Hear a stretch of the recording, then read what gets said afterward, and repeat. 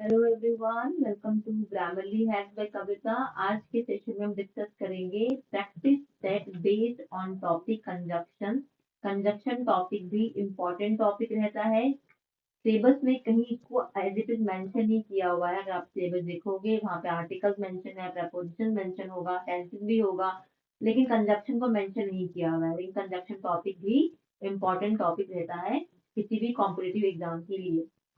अगर हम बात करें जेके एसएसबी के जो अपकमिंग एग्जाम है, लाइक हमारा हाई कोर्ट का एग्जाम होने वाला है, उसके बाद जेके पीएसआई का एग्जाम जो होने वाला है, इन दोनों ही एग्जाम में ग्रामर जो है आपका मैंडेटरी पोर्शन रहता है।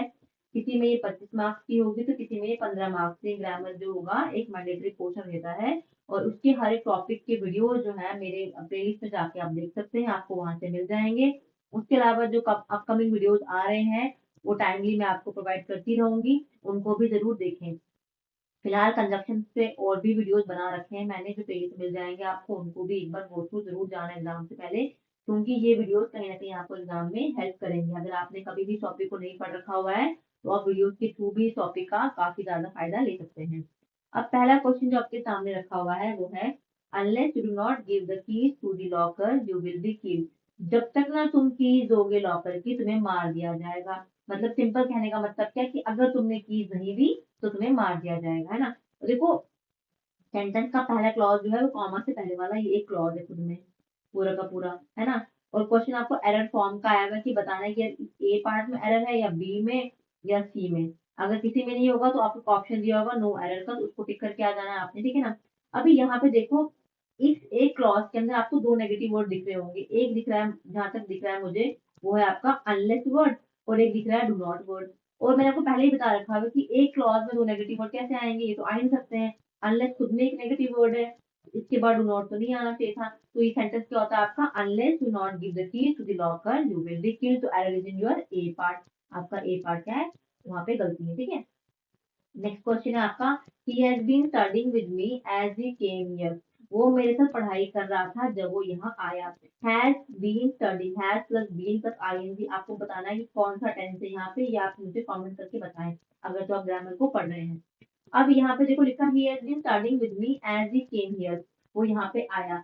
आपको देख के बताना है कंजक्शन में कौन सी गलती है। देखो यहाँ पे लिखा है ना as, तो यहाँ नहीं आएगा। टाइम की बात की जा रही कि मैं पढ़ रहा था तब वो यहाँ पे आया, तो टाइम कंजक्शन कौन सी हमारी सिंस होती है।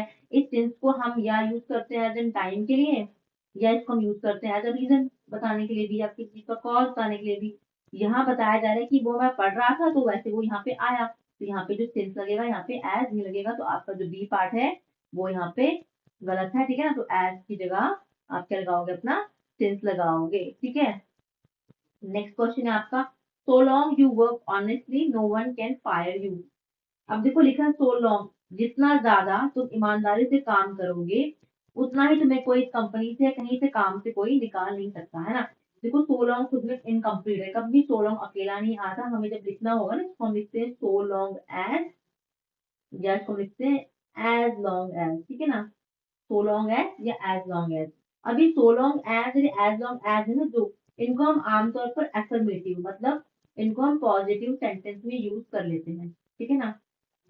उसके अलावा जो सो लॉन्ग एज है इसको हम नेगेटिव में भी यूज करते हैं। नेगेटिव मतलब यहाँ पे डू नॉट का सेंस आ रहा होगा, ठीक है ना, डू नॉट, यहाँ पे नॉट का सेंस आ रहा होगा वहां पर, ठीक है ना। यहाँ पे लिखा है सो लॉन्ग, तो इसके बाद क्या होता है यहाँ पर, so long as you work honestly, जितना ज्यादा तुम ईमानदारी से काम करोगे, no one can fire you, तुम्हें कोई उस काम से नहीं निकाल सकता है, ठीक है। तो ये यहाँ पे आपका क्वेश्चन बन गया आपका।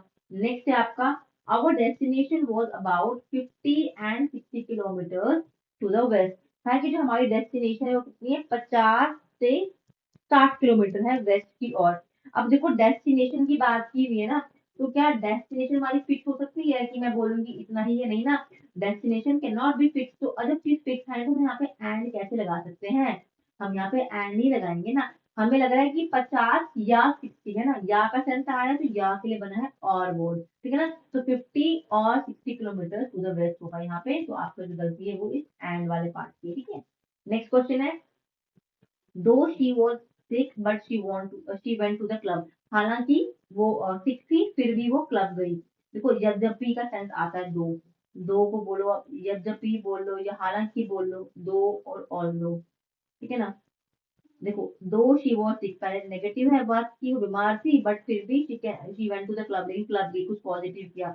दो हमारे कॉन्ट्राडिक्टरी स्टेटमेंट है ना, पॉजिटिव नेगेटिव, तो हम उस टाइम पे दो या ऑल्दो यूज करते हैं, लेकिन कभी भी बट नहीं लगाते हैं, तो यहाँ पे ये बट नहीं आएगा, बट की जगह यहाँ पे येट आना चाहिए। ठीक है, तो लिख लो कॉपी पे कहीं भी इसको कि ऑल्दो हो, दो हो, इनके साथ कंजक्शन येट जाती है, बट दी होगी तो बट नहीं होगी। एग्जाम में यही बेसिक सी माइनर सी मिस्टेक आपको देखने को मिलती है। नेक्स्ट क्वेश्चन आपका, study hard lest you should fail, मेहनत करो वरना तुम फेल हो जाओगे। देखो लेस खुद में कैसा है, ये भी नेगेटिव है, और हमें पता है कि लेस के साथ हमेशा शुड लगती है मॉडल वर्ब हमारी, अगर क्वेश्चन मॉडल वर्ब का आएगा तो वो इस फॉर्म में आ जाएगा। लेकिन दो नेगेटिव साथ में कैसे होंगे, लेस भी हमें एक नेगेटिव पर्पस बताता है, वरना कि तुम फेल हो जाओगे, तो यहाँ पे नॉट कैसे आएगा, एक क्लॉज के अंदर तो नॉट नहीं आना चाहिए था यहाँ पे। देखो एग्जाम में दो ही तरह से मिस्टेक बनेगी, या तो लेस और शुड का देंगे आपको पेयर मॉडल वर्ब की फॉर्म में, वरना इस शुड के ये लेस के साथ एक और नेगेटिव वर्ड दे देंगे आपको, जो कि नहीं लगना चाहिए। ठीक है, तो यहाँ पे जो नॉट है, ये नॉट यहाँ पे नहीं आना चाहिए था। ठीक है, नेक्स्ट क्वेश्चन है आपका, he is not only famous in India but also in abroad, वो सिर्फ इंडिया में ही फेमस नहीं है, लेकिन वो कहाँ पे फेमस है, वो अब्रॉड में भी फेमस है। देखो यहाँ पे लिखा है not only and but also, ये भी पेयर है दोनों, नॉट ओनली और बट ऑल्सो। लिखा है फेमस कहाँ पे, इंडिया, इंडिया भी नाउन है, ये अब्रॉड भी नाउन है, और नाउन को बताने से पहले हमने प्रपोजिशन यहाँ पर भी लगाया और यहाँ पर भी लगाया हुआ है। लेकिन क्या आपने देखा कि यहाँ बट ऑल्सो के बाद ही प्रपोजिशन, यहाँ पे नॉट ओनली और इस प्रपोजिशन के बीच में कितना गैप है, मतलब एक वर्ड बीच में आ रहा नहीं फेमस, तो ये या फेमस ठीक है हमारा ये एडजेक्टिव है, तो ये कैसे बीच में आ जाएगा, ये यहाँ नहीं आना चाहिए था ना।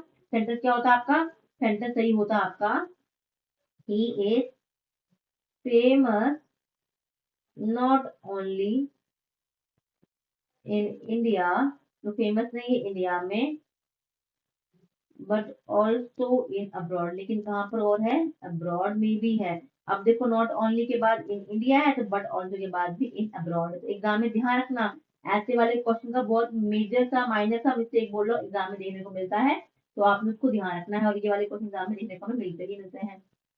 नेक्स्ट है, he is both a writer as well as teacher, है कि वो राइटर भी है और सेम टाइम पे वो टीचर भी है। अब देखो बोथ यूज किया है, और मैंने आपको बोथ कॉन्सेप्ट पढ़ा रखा है कि बोथ के साथ आपको एंड अगर दिखेगा ना तो वो सही है, कभी भी बोथ के साथ आपको एज वेल एज नहीं लगाना है। ठीक है ना, तो he is both a writer, as well as नहीं होगा यहाँ पे, एंड वो ये भी है और ये भी है, वो टीचर भी है और राइटर भी है, तो यहाँ पे एंड आएगा, एज वेल एज नहीं आएगा। जब यहाँ पे एज वेल एज वाला क्वेश्चन दिखेगा ना एग्जाम में आपको, तो ये आपने पढ़ रखा है टॉपिक सब्जेक्ट वर्ब एग्रीमेंट, तो ये उस फॉर्म में आएगा कि सब्जेक्ट वर्ब के लॉइन होगी, तो सब्जेक्ट को देख के आपको वर्ब को लगाना होगा। ठीक है, ध्यान रखना इसका।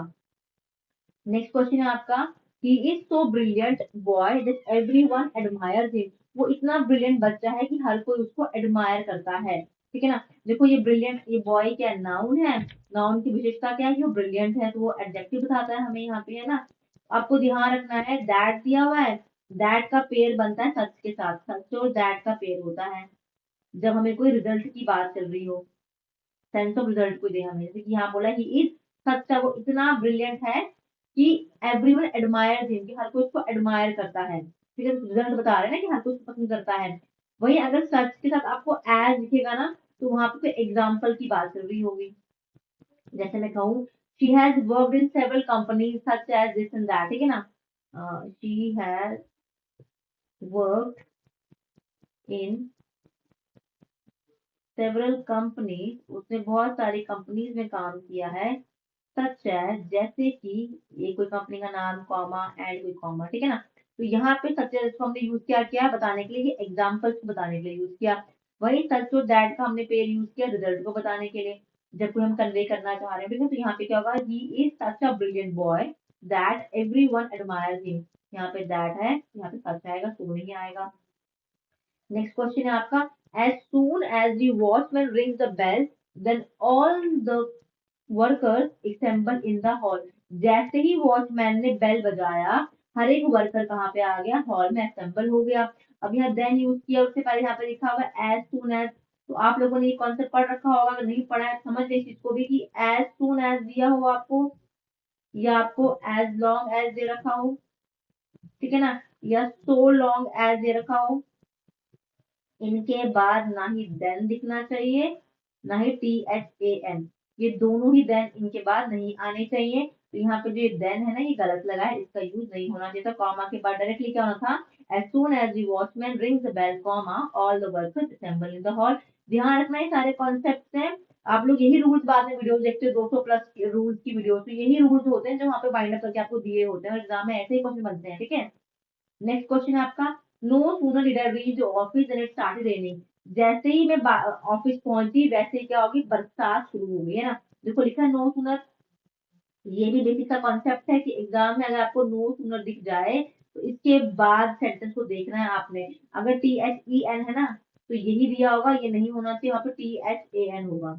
माइनर सी मिस्टेक होती है, ठीक है ना। इन्वर्जन पढ़ रखा होगा आप लोगों ने टॉपिक, अगर नहीं पढ़ा है तो मेरी प्लेलिस्ट रहती है यहाँ पे इन्वर्जन की, देख लो कि एडवर्ब की केस में हम कैसे इन्वर्जन करते हैं, ठीक है ना।